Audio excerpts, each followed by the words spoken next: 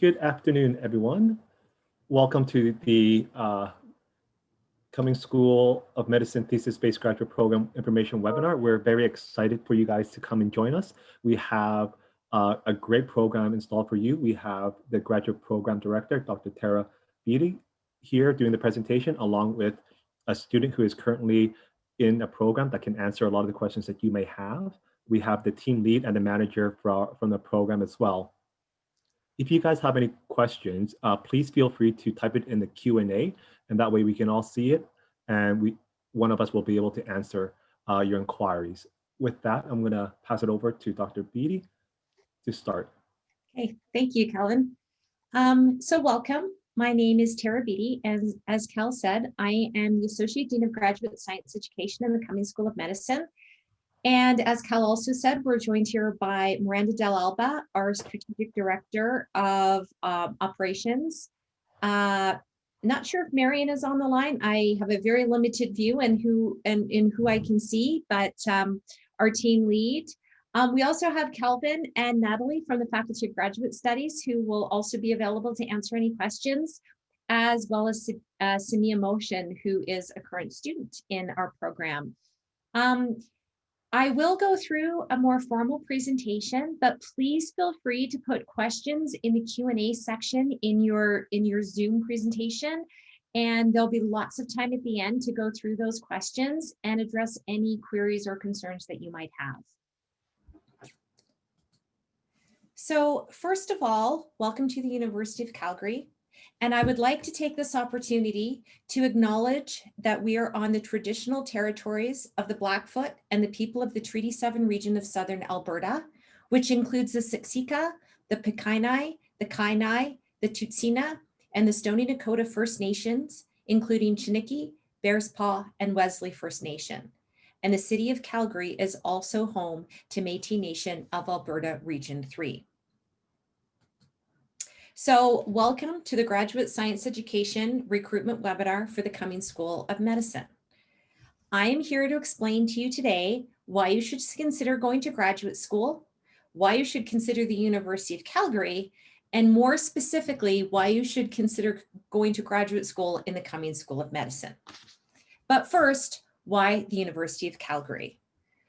As many of you may already know, the city of Calgary is a vibrant and rich community that has a number of opportunities, including a vibrant arts and culture scene, world-class restaurants. It is one of Canada's safest, cleanest, and sunniest cities, and there are a ton of resources for newcomers. And of course, we are very, very close to the absolutely stunning Rocky Mountains.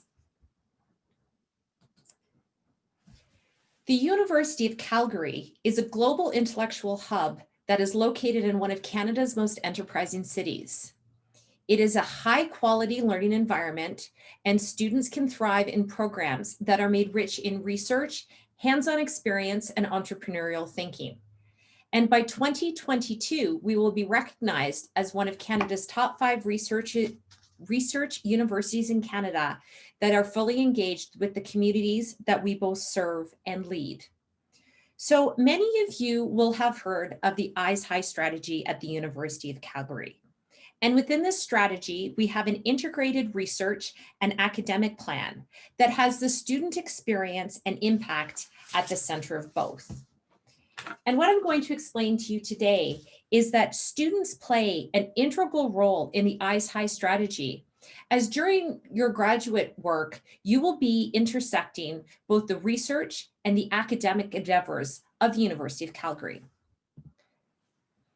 Our Eyes High strategy has 3 foundational commitments: to sharpen the focus on research and scholarship, to enrich the quality and breadth of learning, and to integrate the university within the community. And we also have a goal to weave a rich and multifaceted student experience and a positive campus culture across each of these foundational commitments. So what about the Cummings School of Medicine? At the Cummings School of Medicine, we conduct high-level research and have quality mentorship.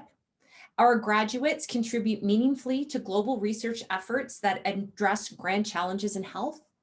Our students build bridges to the community and create real world change. And we're at the forefront of knowledge and discovery. And innovation is a hallmark and is integrally linked in what we do and what we have to continue to do. And all of the graduate programs in the Cummings School of Medicine span many of the research priorities at the University of Calgary. At the Cummings School of Medicine, we are creating the future of health through innovative investigation and discovery. And now I would just like to show you a short video highlighting the Cummings School of Medicine.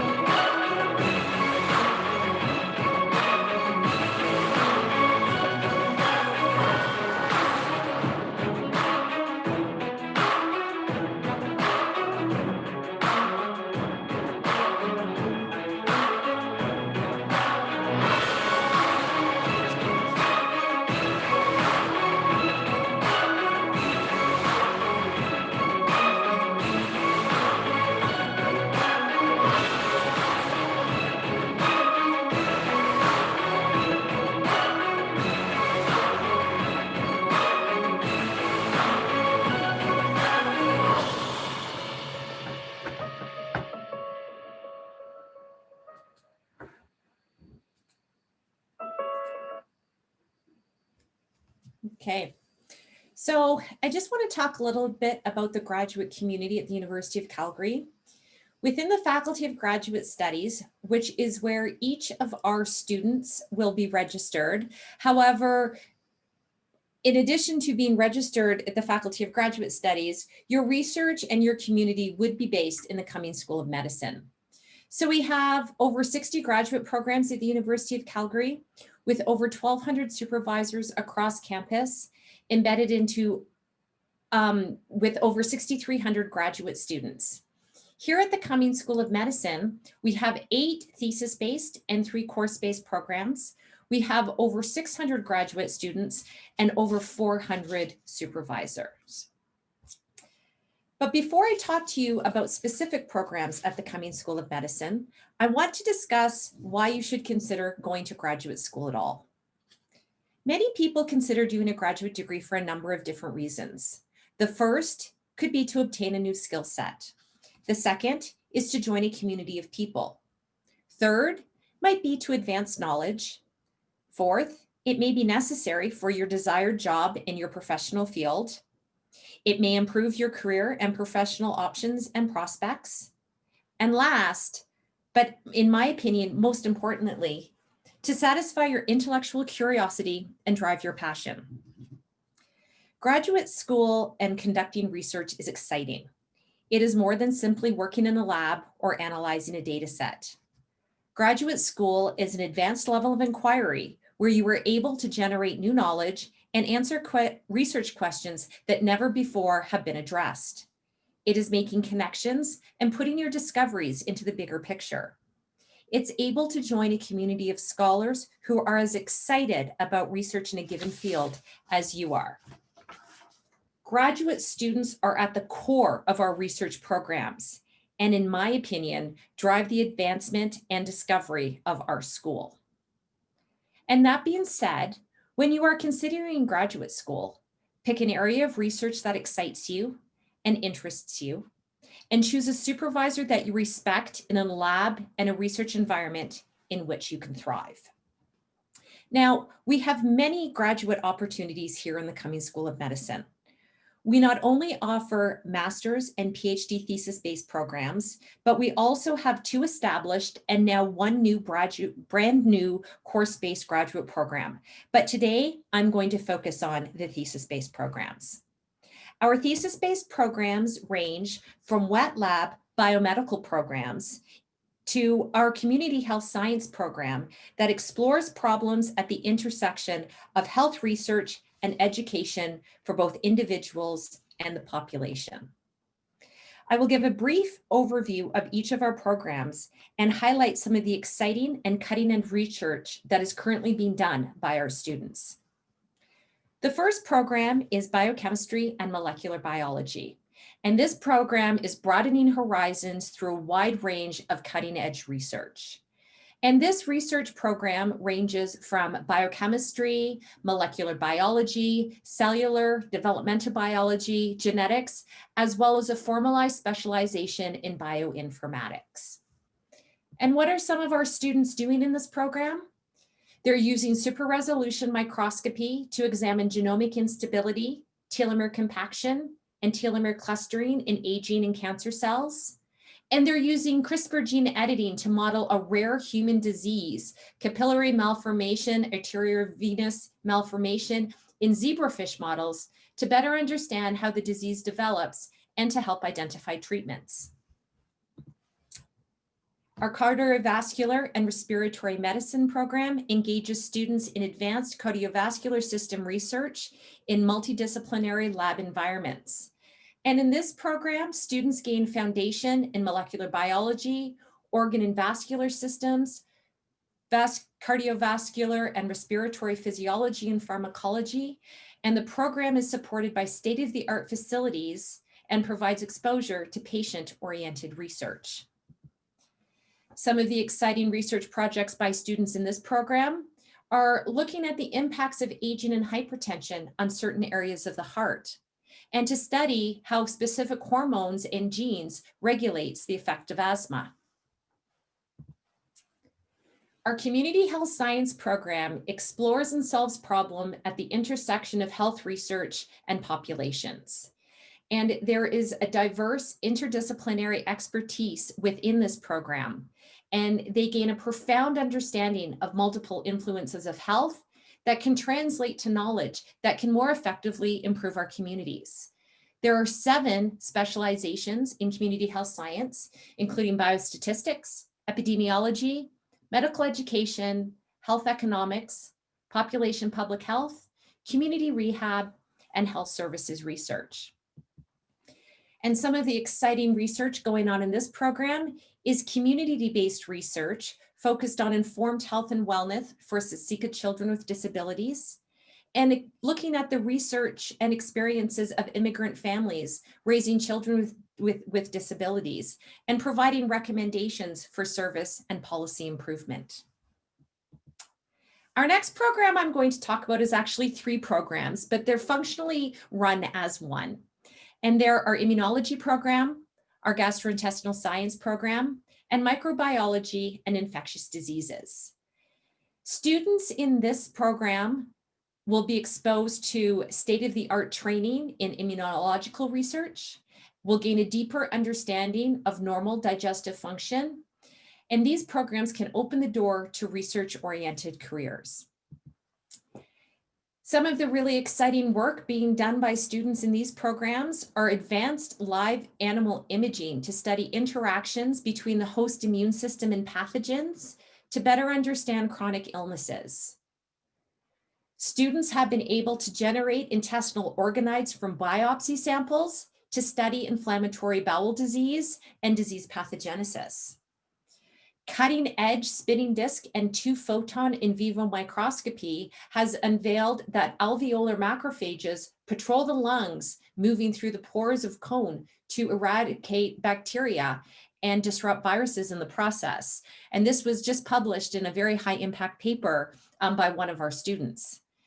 And many of you might have heard of the microbiome, and we're doing a lot of research, including germ-free and notobiotic animal models, to investigate the role of the maternal microbiota in the development of the neonatal immune system. Our medical sciences program is one of our longest standing and running programs, and it offers specializations in cancer biology, joint injury and arthritis research, medical imaging, critical care, mountain medicine, and molecular and medical genetics.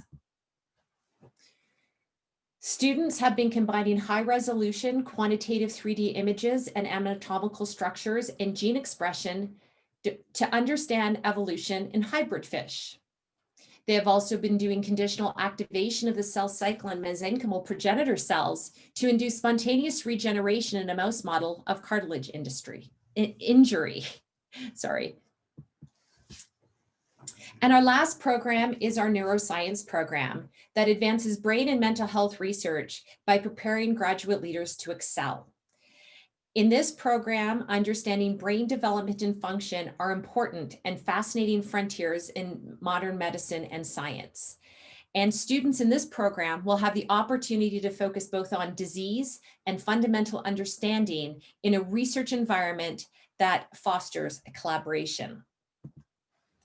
And a few research projects going on in this area is probing how neural circuits can adapt to chronic stress, the use of magnetic resonance imaging to study brain alterations and brain development in children who were prenatally exposed to alcohol, as well as epilepsy and emotionality, the influence of seizure-induced stress on endocannabinoid signaling, fear, and anxiety. So those highlight our 8 graduate thesis-based programs, but there's a number of other supports in regards to our research institutes that are here to support our students to thrive while they're in graduate school. Each researcher in the Cummings School of Medicine is affiliated with one or possibly more than one research institute that provides the local environment for research endeavors and research activities.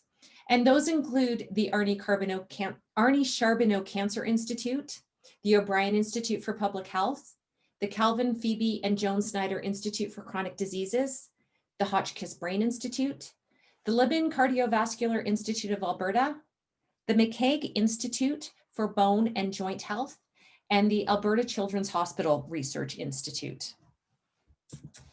In addition to our institutes, we also have a number of infrastructure research supports and centers that students have access to help their research.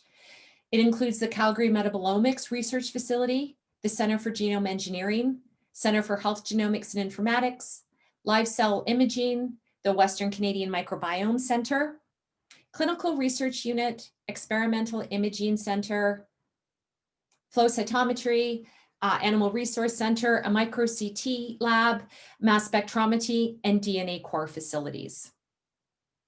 So in addition to the research and scientific skills that you will acquire, graduate students will also learn how to become organized, communicate, think, multitask, think systematically, logically, and collaborate, all of which are valued skills, which will help you excel in future career opportunities, even if outside your immediate research area.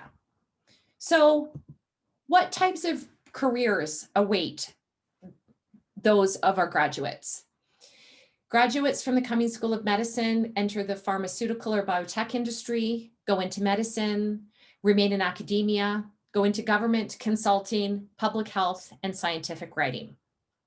And I know that these are all very big picture careers, but on this slide, I've actually shown specifically jobs that our graduates have got from individual programs, from scientific directors at Alberta Health Services to intellectual property lawyers to regional sales and distribution at Cargill, as well as life science product developments and as professors in the academy.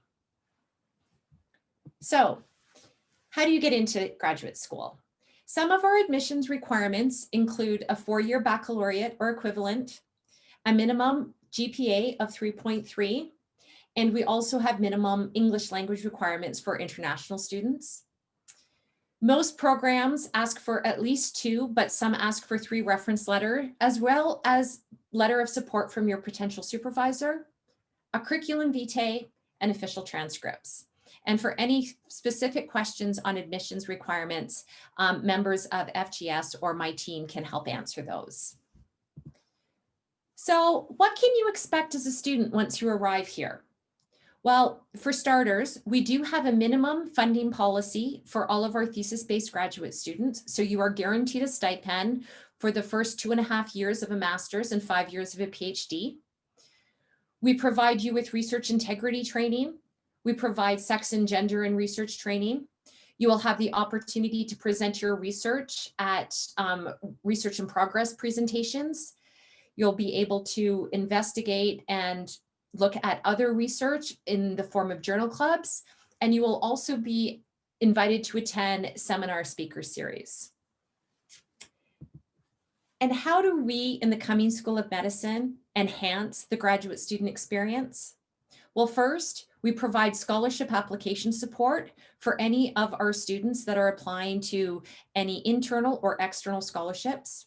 We have professional development programming in consultation and collaboration with the Faculty of Graduate Studies, My Grad Skills program. We have a commitment to graduate student mental health and wellness. And if we were doing this in person, members of this recruitment would be receiving first aid mental health kits that are just our way of acknowledging that we take mental health and wellness very seriously. We are promoting inclusive research environments, taking into account equity, diversity, inclusion, accessibility, and anti-racism. We have a support team of 12 people in the Graduate Science Education Office to help guide you through your program. And we have a vibrant student community that provides mentorship, events, and social connections. And with that, I would like to invite Samia just to say a few words from the student perspective. Hi everyone, my name is Samiha Mohsen, and I really want to thank you all for coming to this. I'm here representing as a student, chair of the Council of Foothills, and service committee chair at the Graduate College. First, I want to say that I'm very excited for you all to be here, specifically because you're considering to expand the breadth of knowledge, and that should be lauded. I am in my second year as a master's student, and I continuously reflect back on how grateful I am to have chosen to study at the University of Calgary. The amount of support and love that I felt from not only my peers, but faculty members, departments, and administrators is second to none. I have grown with my peers, both personally and academically. I came as an immigrant to Canada in 2019 to Calgary specifically, and I was so fortunate to have found a family within the University of Calgary. I kind of think that's what sets Calgary apart from any other community. It's the amount of compassion and service that I've received from those around me that helped me through this. Being an immigrant and just starting in a new country, a new place, I'm sure there's a few international students on here, can be a little bit daunting and scary, but it is really through the community that I've met with and the friends that I've made at the University of Calgary that have supported me to get through things.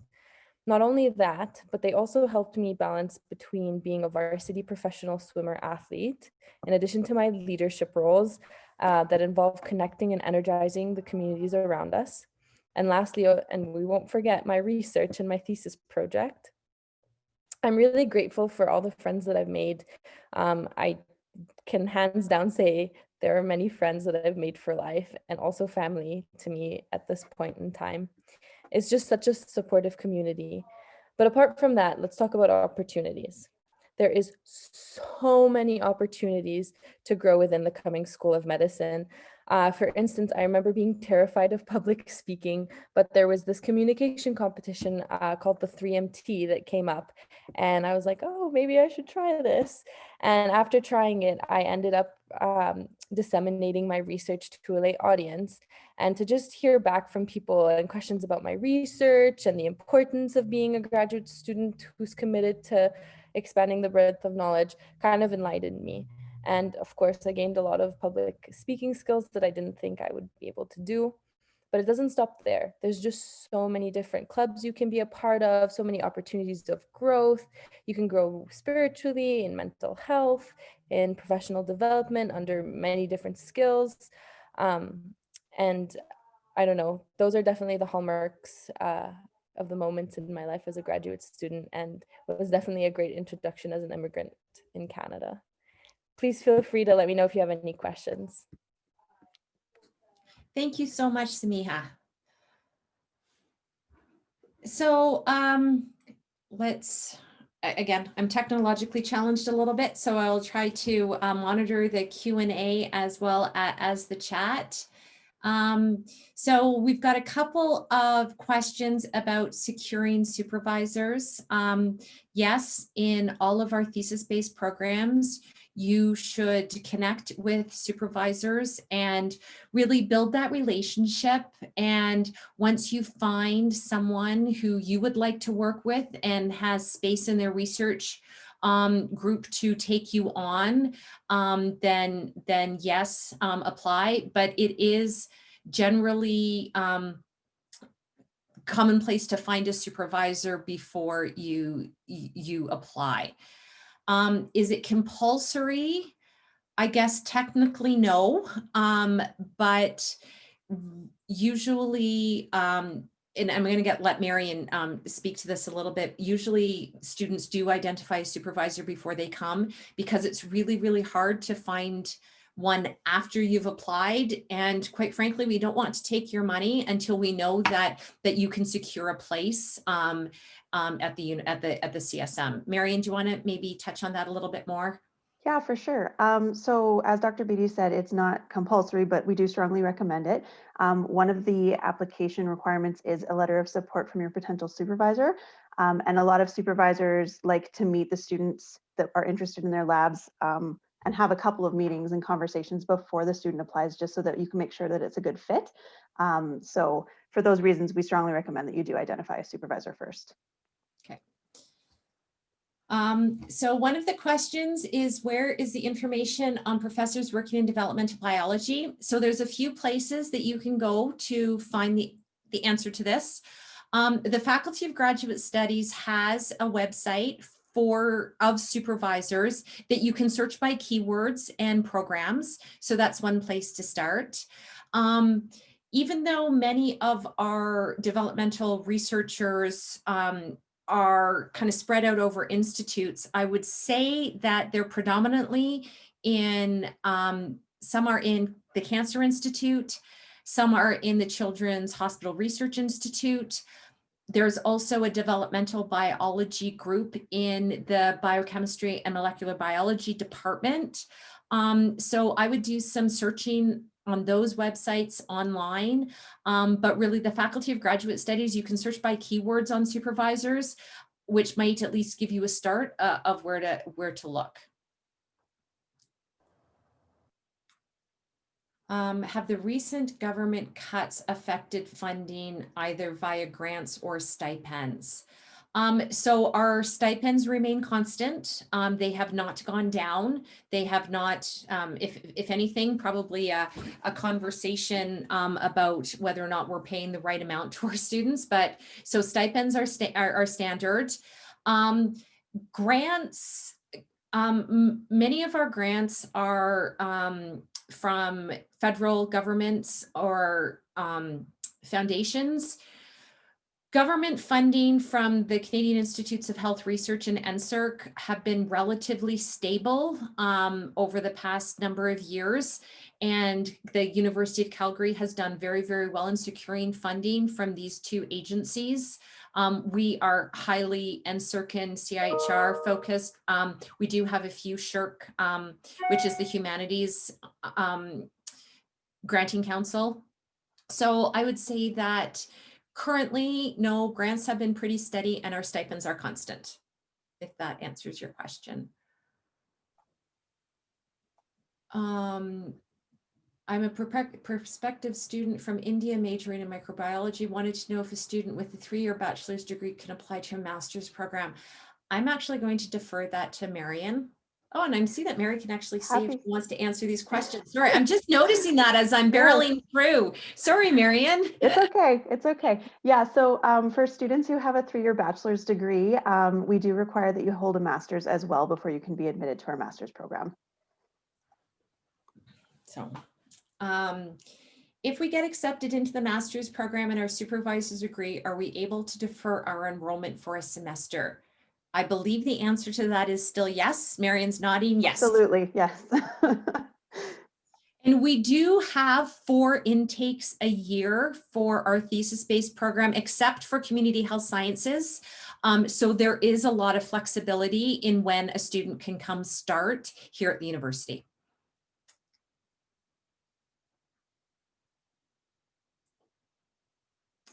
So I'm seeing in the chat, like to secure a supervisor, graduated with a degree in biochemistry.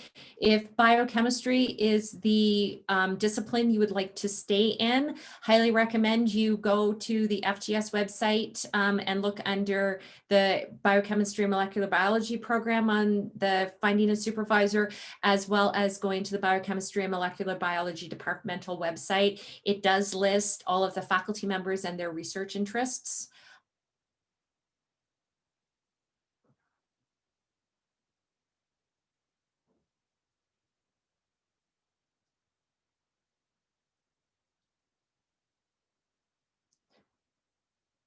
Hello, where can I see the academic production of neuroscience, dissertations, papers? So one place to find that would be one on an individual supervisor's website. Many supervisors list their current students, their dissertations, their publications. If it's specifically neuroscience that you are interested, going to the Hotchkiss Brain Institute website also often highlights accomplishments of students and researchers. Any other ideas, Marian? I think you've covered it. Yeah. Okay. How does one go about applying when the project is between 2 supervisors in different institutes? So our programs are distinct from our institutes. So even if you have a student, a supervisor, one is in the Hotchkiss Brain Institute and one is in ACRI, you would decide what program best fits your needs and apply to that program. So many of our researchers who are in different institutes have supervisory privileges in multiple programs. I myself have supervisory privileges in, I think, 3 now. And I have worked with, co-supervisors that are in different institutes. And it's really, you find the graduate program that best fits your needs. And then it doesn't matter where the home of your supervisors are.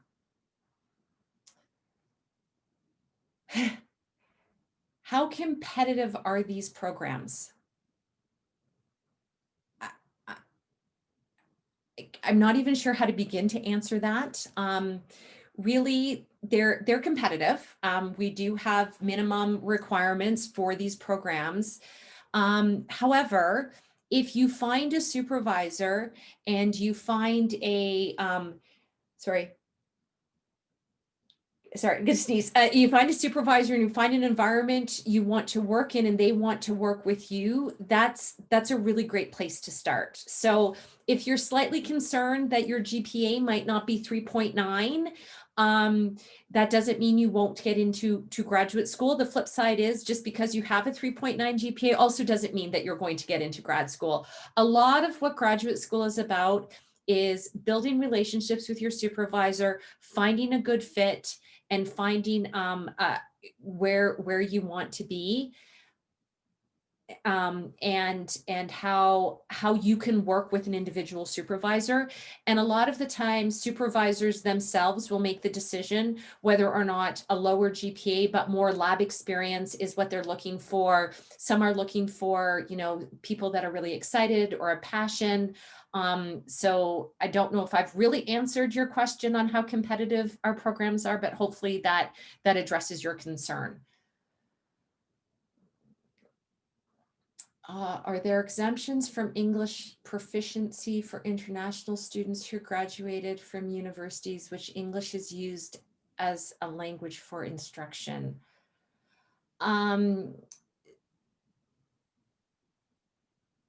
Take this one if you want. Yeah, why don't you? You've Yeah, got more experience absolutely. with the actual, because I know the official line, but you might want to. Yeah, so if you did take a degree in English, we need to see an official transcript from your university with a statement saying that instruction was done in English. We can also potentially accept an official letter from your registrar stating the same. And if that's not possible, then unfortunately you would have to follow the English proficiency guidelines. Okay. Oh, the Leaders in Medicine program. So the Leaders in Medicine program is a very unique program here compared to an MD PhD program across the country. Usually, students are already enrolled in graduate school when they apply to medicine and get accepted into medicine.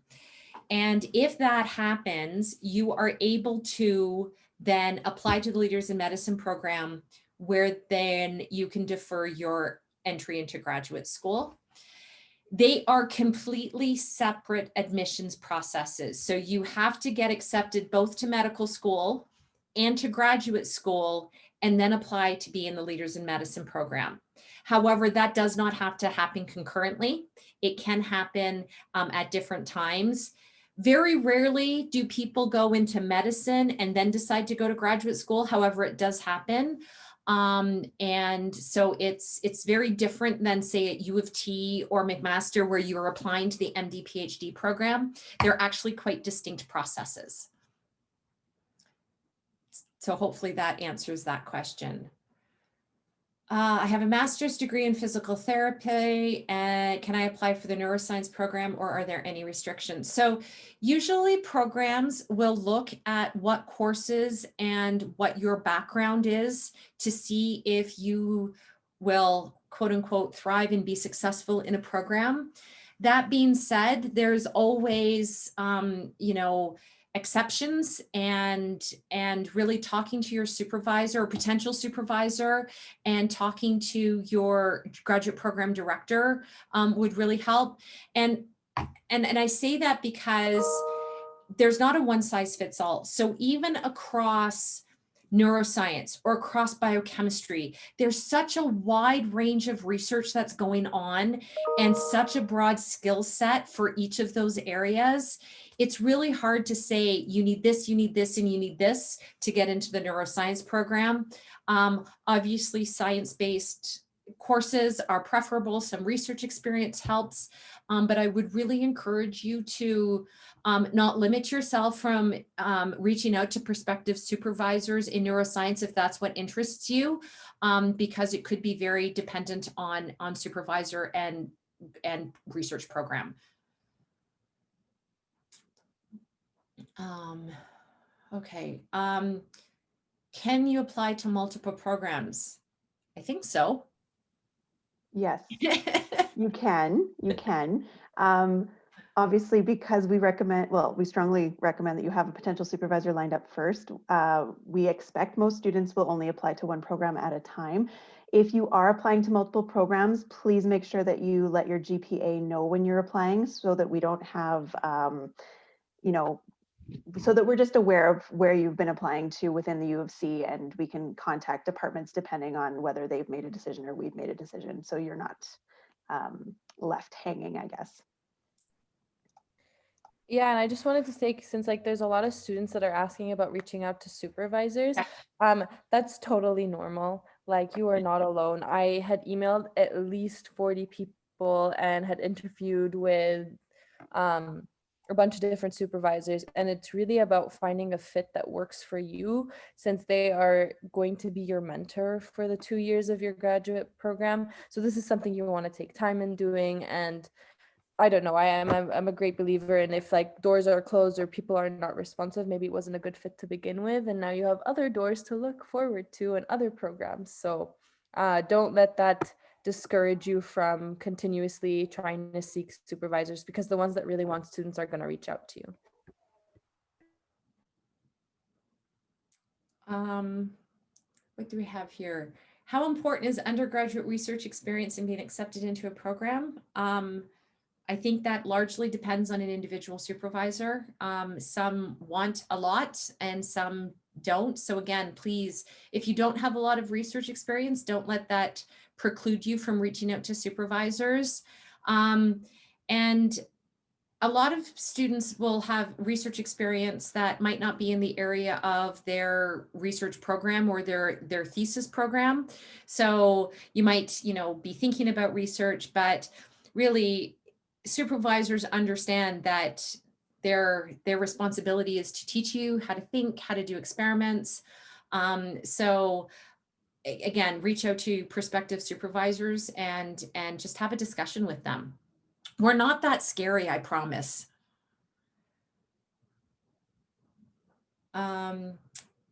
There's a question about GPA and percentages. I'm going to leave that to Marian to answer, please. Yeah, absolutely. I'm just going to read it. Many countries in the graduate programs don't have results as GPA. They have results in percentages. So how are they adjusted? So we actually, if you have an international transcript, we'll use the scale that your university used to grade you in order to determine whether you meet our minimum criteria. You can actually have a look at the international requirements in terms of GPA on our website. I'll put the link just in the chat here in a second, but we do base it on the country that you're from, and then we use the scale from your university to assess your GPA. Okay, thanks, Marian. So question about community health sciences, what makes this program unique compared to course-based offered in other universities? I might let Samia build upon this as I answer. So really, there is a number of courses that are required, but you do get to do a novel research project and an extensive research aspect to your degree, not just courses. And because Samia is in the community health science program, I know she's not in that stream, but if you want to give them your 2 cents, that'd be great, Samia. Oh yeah, of course.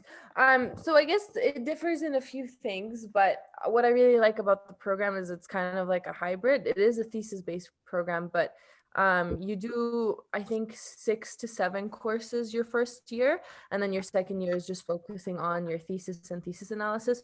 So you kind of get the best of both worlds, in my opinion.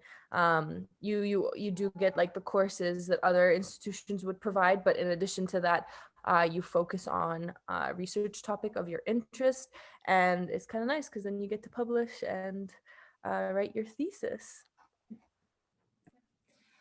One of the questions is, what are the general benefits of a thesis-based master's as compared to a course-based master's?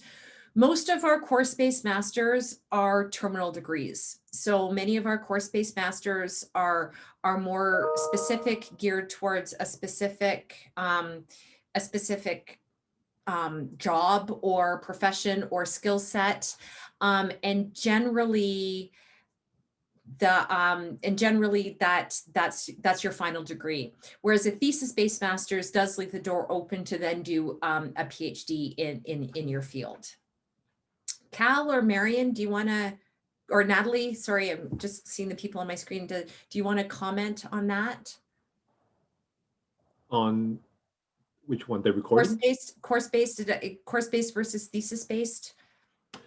Yeah, I think that there's another key difference with the two programs is the funding as well. So when you're looking at going into a thesis space, I think Dr. Beatty mentioned that there's guaranteed funding for students.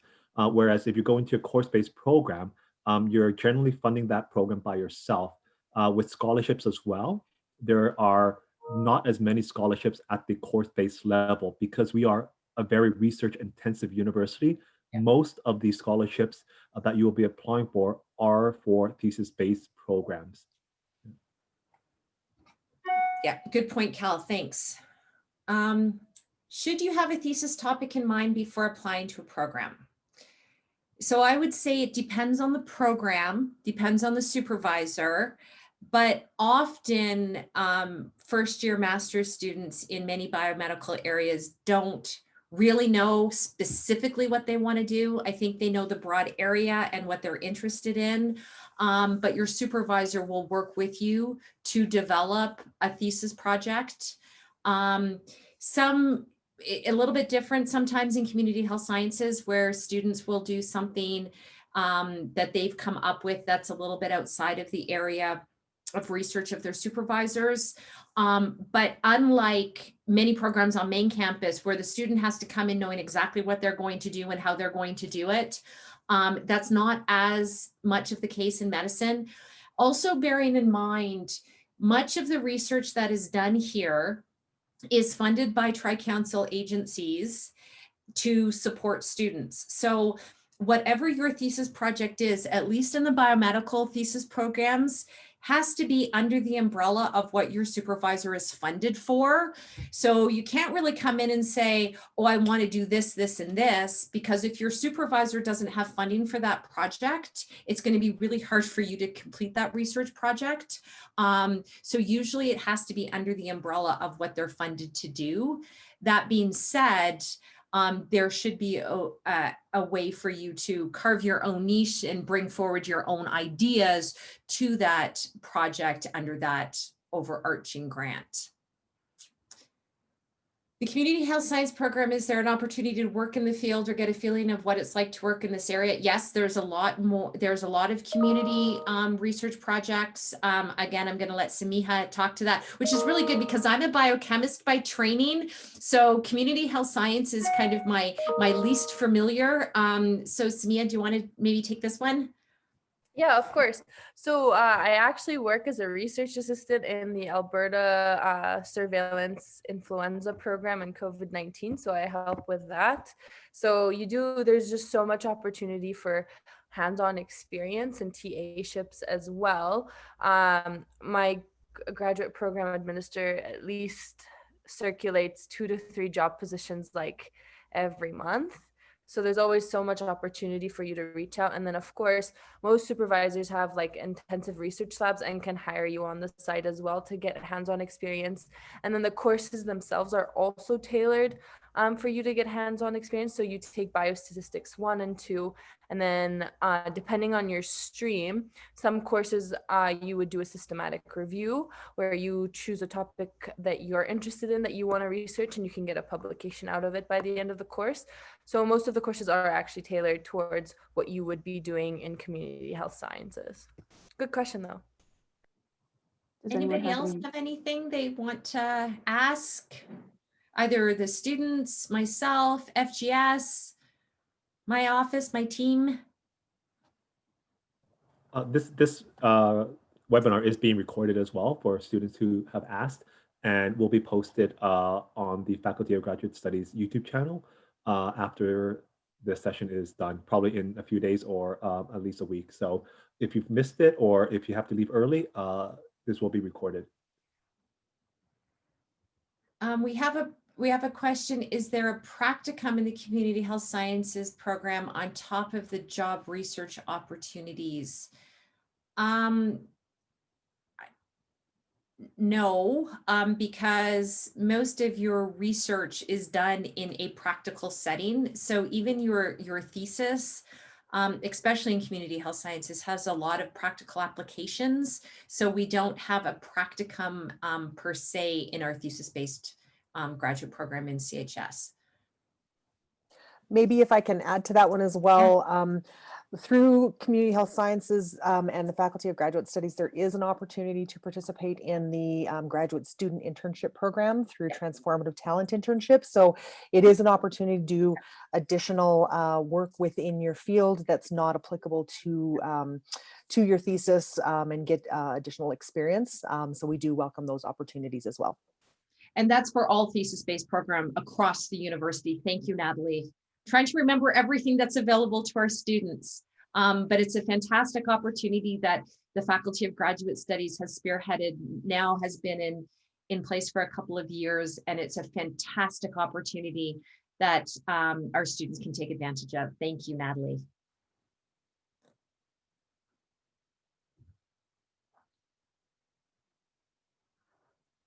Can we conduct our thesis internationally with another institute? We do have international partnerships and co-tell agreements.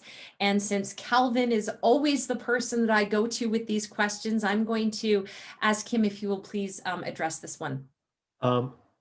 We've actually suspended the co-tell program, but the international office is now working on a new joint degree program that will better serve the needs of our students. They're in the process of finalizing that, so I don't know when that will come out. But you, as a student, have the opportunity to visit institution as a visiting student if you want through a letter of permission. So if your supervisor agrees and allows you to spend a term, a month, maybe up to a year at another institution collecting data, doing research, then the University of Calgary will support that and will allow that to happen. Thanks. So yeah, there's a lot of great questions coming out. I know sometimes with graduate students and international students, they have a question about courses and how that's determined. Do you know if, or can you explain if students choose their own courses, or are courses directed by their supervisor, or how is that done? So I can start, and then Marian might want to build upon that, or maybe Samiha might. So that is very program dependent. So community health sciences in each of their specializations have a fairly prescribed course load that they need to take for their specializations. And then there's a couple of the other programs that have some required courses and then some optional courses. So usually if they're not completely prescribed for your program, the student should work with the supervisor and possibly the committee to identify what courses will best meet the needs that they will have in their research program, and also potentially courses that will fill some gaps in knowledge that they might not possess from their undergraduate degree. Samiha or Marian, do you want to expand upon any of that?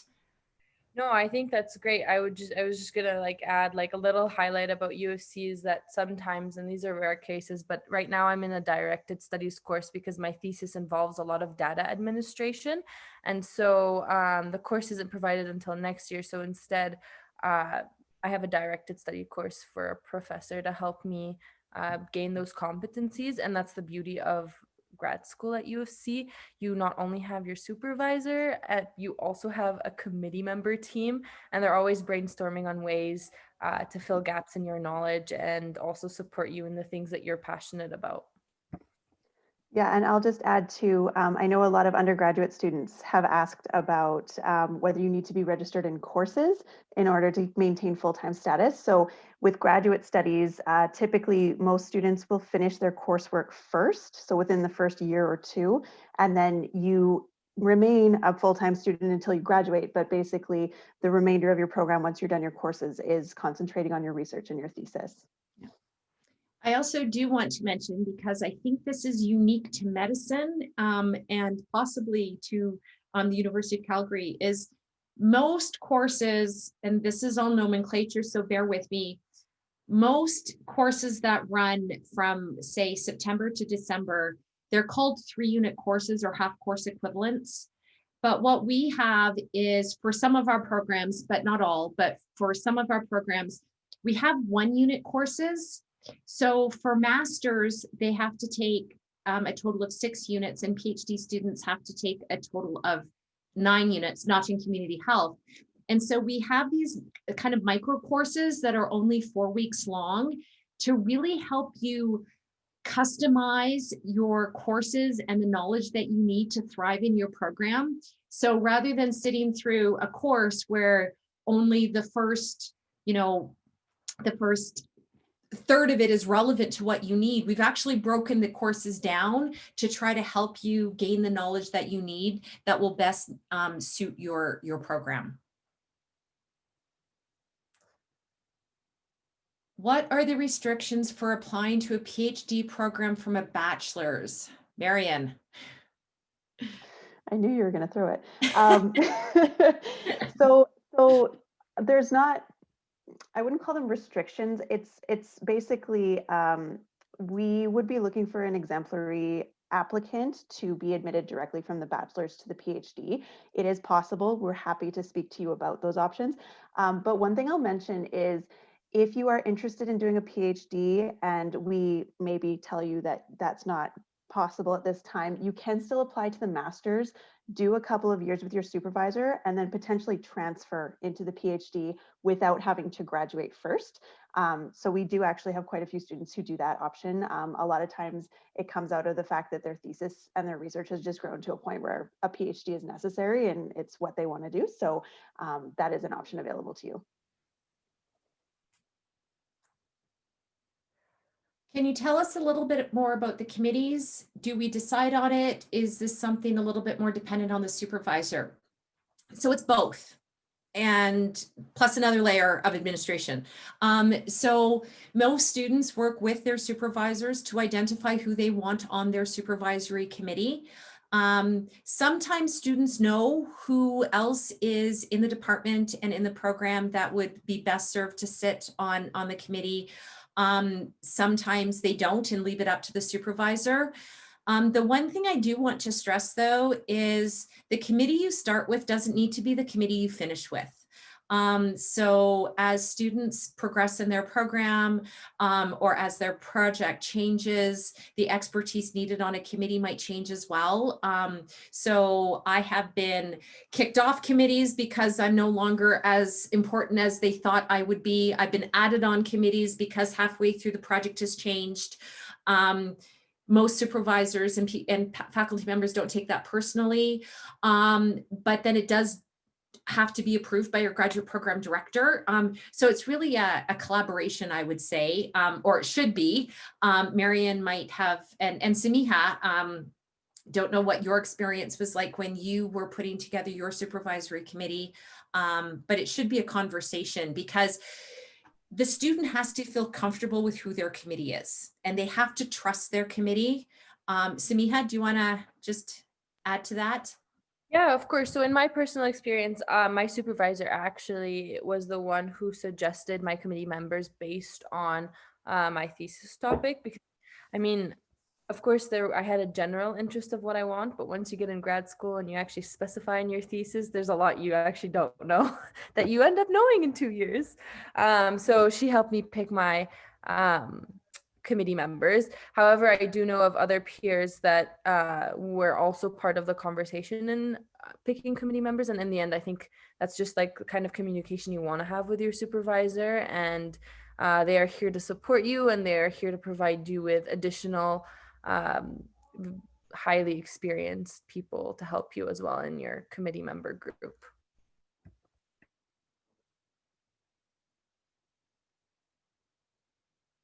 I'm an undergrad I'm an undergrad student at U of C, and I'm considering doing my MSc in Germany. If I want to apply for a PhD in the Cummings School of Medicine, will I be considered an international student? I think no. No, No, it depends. that's correct. Your credentials will be that of will base your credential on your degree from Germany. But when you apply, you'll apply as, if you're a permanent resident Canadian citizen, you'll apply as that status, and your tuition will be assessed at that status as well. So maybe I know we get a lot of questions from international students and prospective students on funding. Is that enough to cover tuition and living expenses? So our international students get an additional, so it's a little bit tricky right now because we are going to in the past, pre-candidacy students paid more money than post-candidacy students, and that is being leveled out. And we do give an international graduate tuition award to each of our international students to top up what they make with respect to their minimum stipend. Going forward, that International Graduate Tuition Award will be administered and granted through the Faculty of Graduate Studies.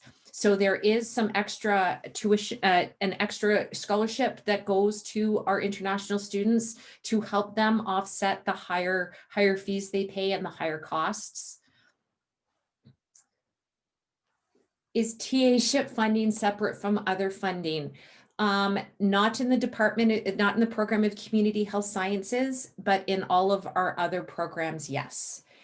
And I would be happy to discuss the complications of that if you want to maybe email me directly, but it's just based on how funding occurs through community health sciences. And quite frankly, we don't have a lot of TA opportunities for our students in the biomedical programs because we don't have an undergraduate program. We have the Bachelor of Health Sciences, but there's very few TAs comparatively, unlike the Faculty of Science that has, you know, I don't even know how many thousands of undergrads that they need TAs for courses. So it's a little bit different in medicine. Many programs on main campus, students are both guaranteed and expected to TA. That is not the case over here. Any other questions? So I know with the University of Calgary, there's also a lot of scholarships that you can apply for as well. Mm-hmm. So if you are applying now, the applications are open for fall 2021 for that term. If you are applying for that term, you should also look at applying for scholarships. The value ranges from $500 to $50,000. The time is to apply now for scholarships if you're looking at getting admitted for next fall. You don't have to wait until you're accepted into a program to apply for scholarships. You should do it as soon as you submit an application and have a student ID number. That's when you can look for scholarships. Yeah, so we have another question here about looking for a supervisor. Can you just expand? Is there something in addition to what we've said that might help you specifically looking for a supervisor?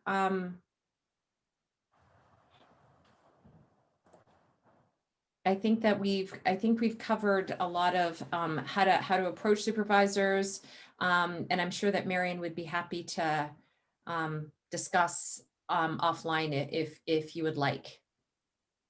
We've also posted a link in the chat there on a guide on how to contact supervisors. It offers some tips for you. We do recommend, when you're looking at potential supervisors, try and make a list of maybe 2 or 3 professors that you like to work with. Some professors are not as quick as getting back to students as others are. If you haven't heard back from a professor in about 5-7 days, you can send them a follow-up email. And if you still haven't heard back, just move on and don't take it personally. Yeah. That's the key thing, is some professors are looking for that superstar student and they won't respond to a general inquiry or things that they consider copy and pasted emails. So if you don't get a response, just move on and try to contact another professor. It's nothing personal. It's just the way it is sometimes. And I think, thank you for that, Cal. I think personalizing the email helps as well. Go to their website, find out what their area of research is. I'm a supervisor. If I get the same cut and paste and they can't even acknowledge my gender or the area of research I'm in, probably not going to take them as seriously as someone who at least can speak to at least the topic of my research area. For cardiovascular and respiratory, I would suggest that you look at the Libin Institute for researchers.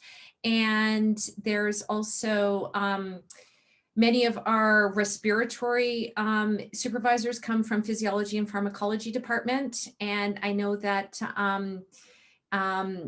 Marian's just posted some links in the chat as well. So is Natalie, about options for supervisors, options for internships. So just please use the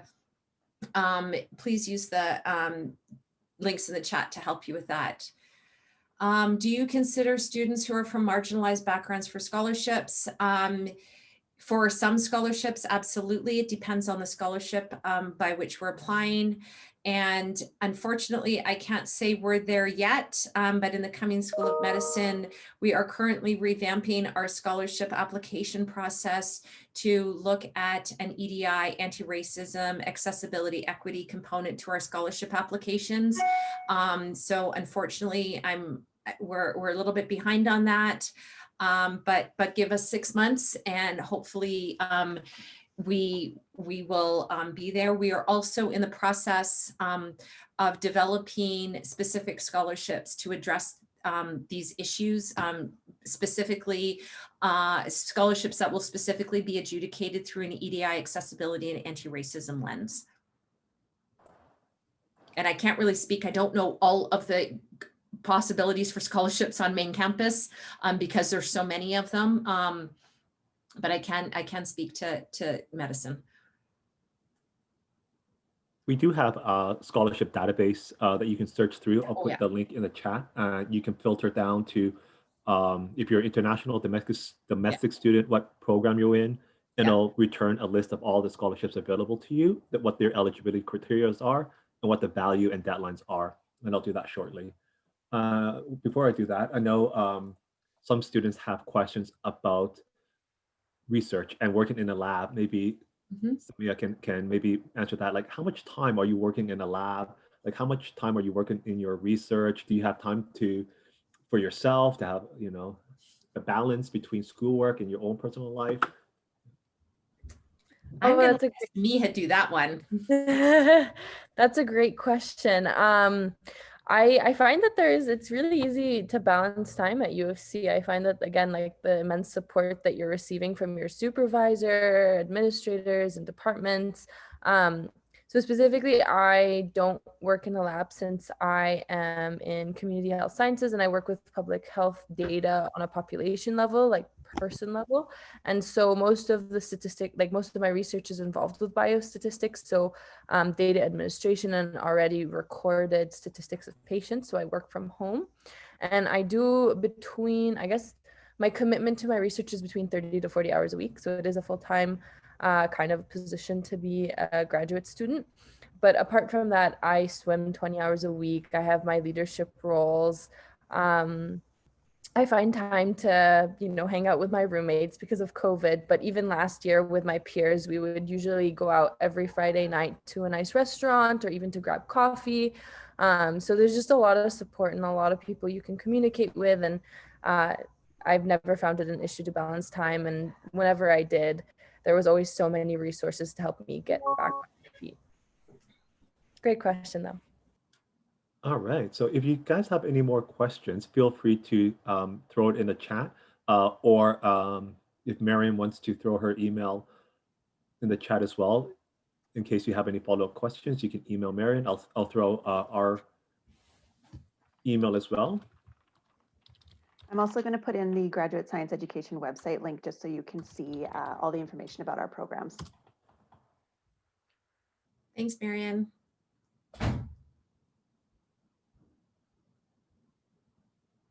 So I do encourage you to look on our website and look at the different requirements for each program.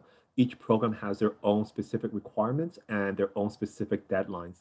The applications are now open, and make sure you don't miss that deadline.